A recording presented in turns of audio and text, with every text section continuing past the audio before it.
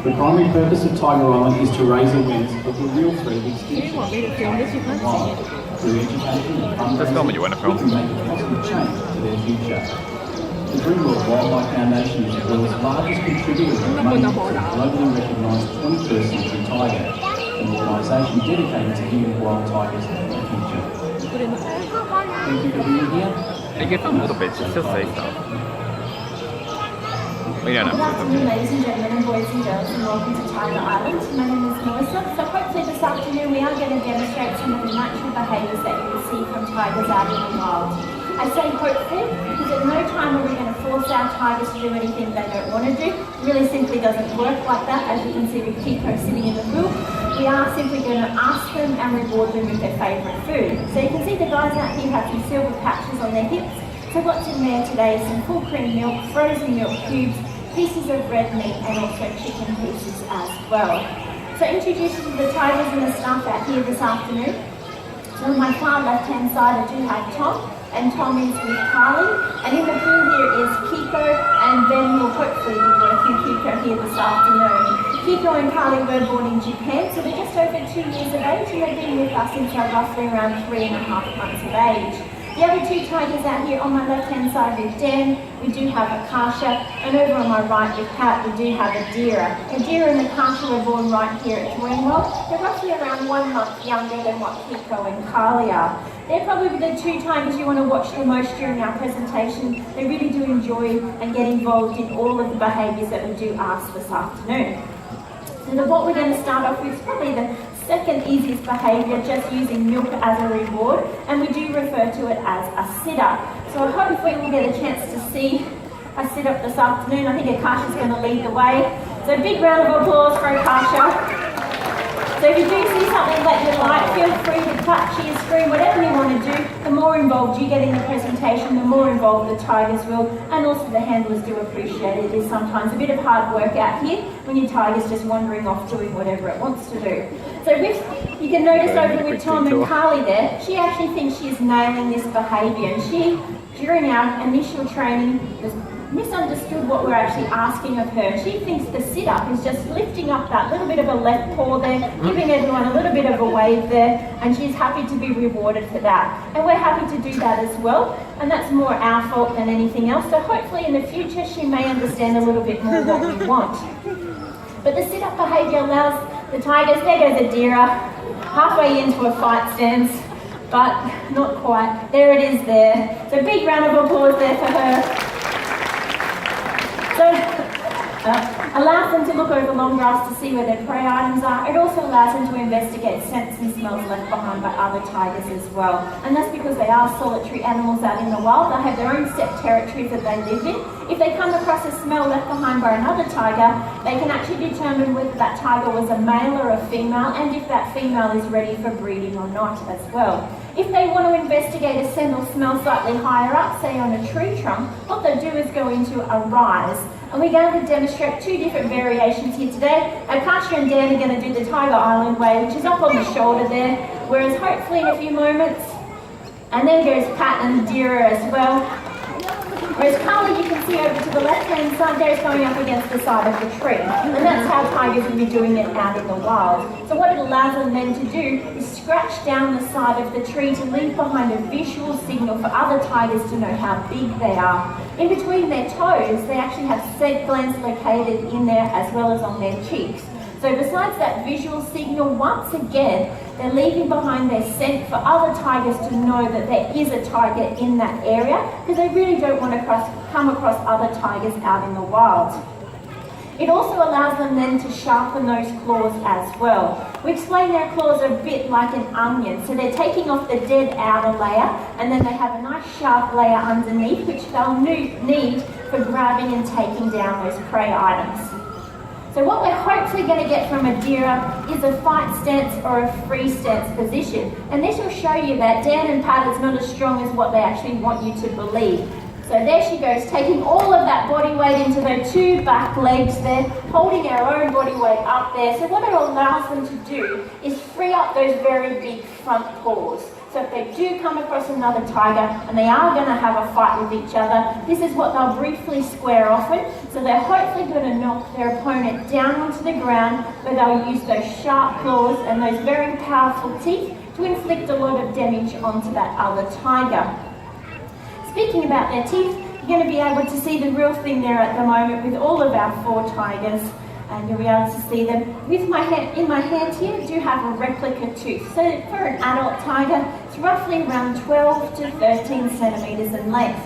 Half of it protrudes out of the jawline, the rest of it is up in the gum. Something special about their canine teeth is they have grooves that run down the side, and those grooves allow air into the bite site. Because a tiger bites so deep into its prey, if it didn't have those grooves, a vacuum effect would occur and they wouldn't be able to quickly release their teeth, readjust, and then bite back into that prey item.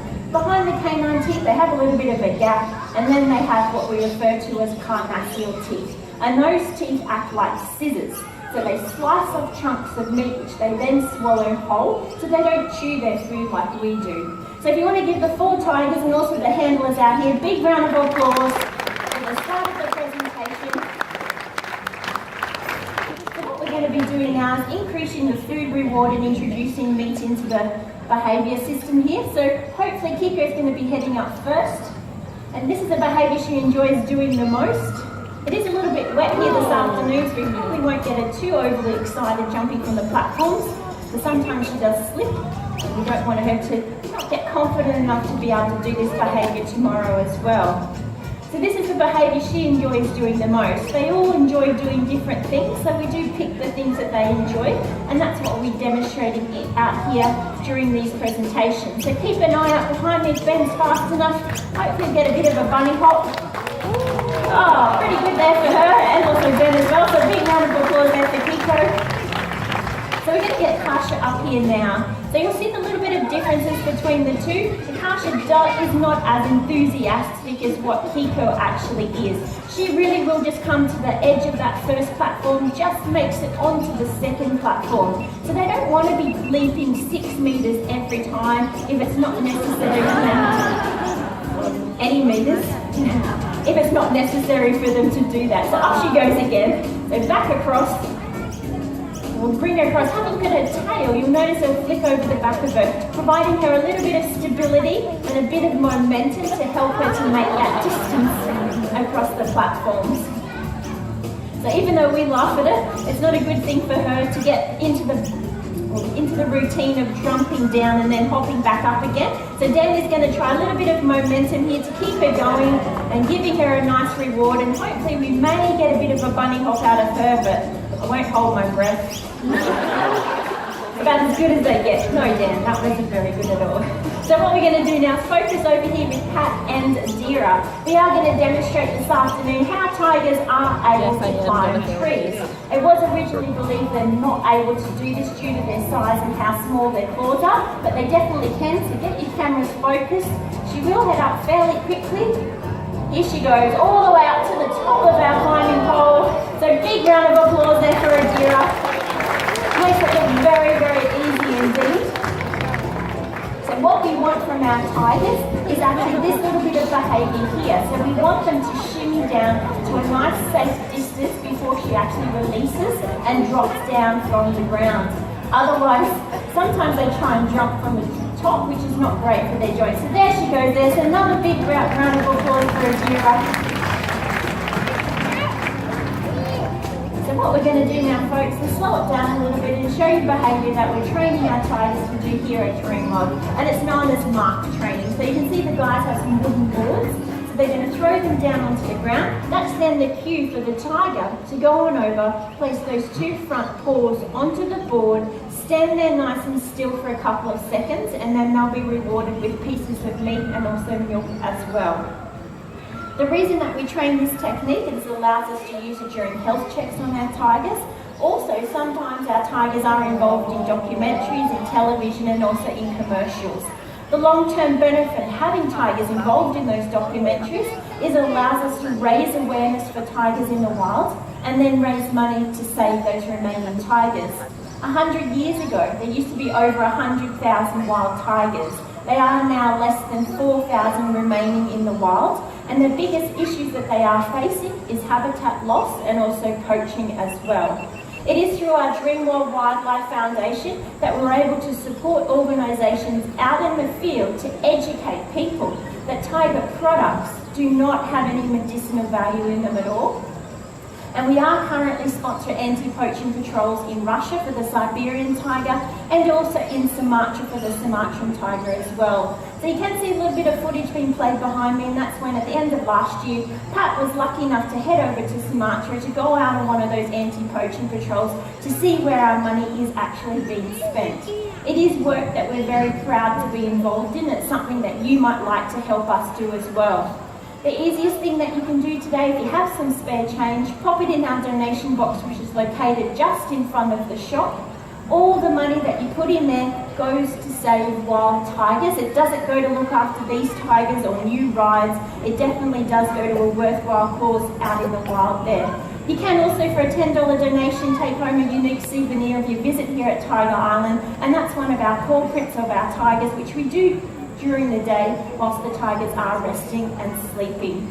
So that's the more serious side of what we do here at Tiger Island, but I'm sure you're here to see some amazing behaviours, and we do have two amazing behaviours left for you this afternoon, and they involve Adira and Akasha. There are two little golden cubs here. So hopefully we're going to demonstrate how Adira loves to head into the water. She actually likes to hold her breath, swim under the water towards objects, which is a piece of chicken here this afternoon. And Akasha's going to do a nice big jump off the log as well. But we're going to start with Adira. The first one in. So you can see here, straight in, and there you go. So nice and clear up there. So a big round of applause there for Adira. Most other tigers will be hesitating and not wanting to get their head wet, but she definitely has it. So we're focusing over here with Dan and Akasha. So hopefully we'll get a big jump off that log. So here she goes. Yeah, pretty good for her. So a big round of applause there. Wasn't her best, but definitely high enough to get that piece of chicken. But we are going to end, hopefully, with a big leap into the water to get that piece of chicken on the end into the pool. So we do want the tiger to sit there nice and patiently before we call them up. So it is a good behaviour and a good technique that we want them to learn. So they can't just hop up when they want, they need to wait nice and patiently for that to happen. So focus your cameras in the middle. Oh, that was amazing. So a big round of applause there for Adira. You do have one final message up on the big screen there as well.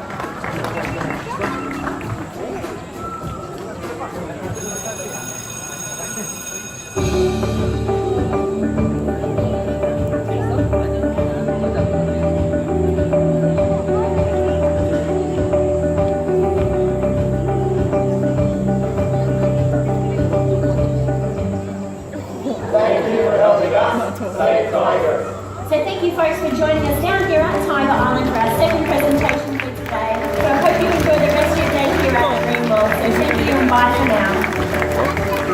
He didn't jump high enough last time.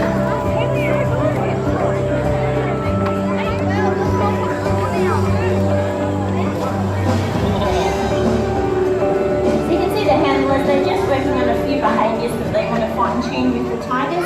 So Adira hopping back into the pool. Dan does want to get a nice big jump out of Akasha, so if you focus your cameras down here, hopefully you get it. That was pretty good actually, nice work from her. So a big jump, a little bit bigger than what she did in that presentation. You are more than welcome to now folks, come on down to the front using the stairs, come along and take some close-up photos, particularly of Adira while she is in the pool.